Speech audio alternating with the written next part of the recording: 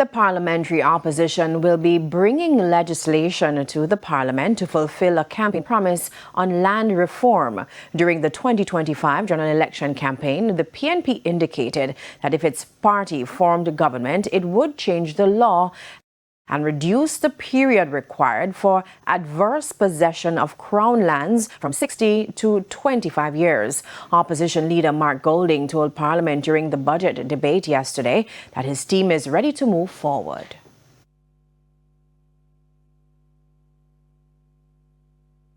I have done with my team the preparatory research and the drafting work. We have prepared a bill to implement this vital social justice reform.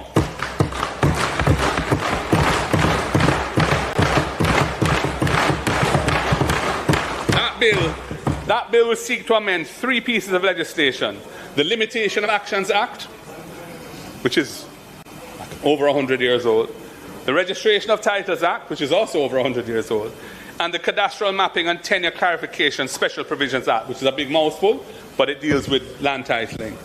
I will be tabling that bill as a private member's bill after this budget debate, and I'm going to seek support from both sides of the aisle for this reform. Mr. Golding also urged government to address squatter settlements.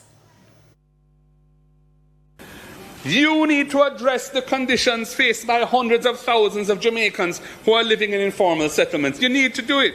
Yes. We would be regularizing informal settlements across Jamaica, completing all the unfinished Operation Pride schemes and upgrading older communities with proper sidewalks, drainage and green spaces. We'll be replacing zinc fences with concrete walls, not just for cosmetic reasons, but for living in dignity.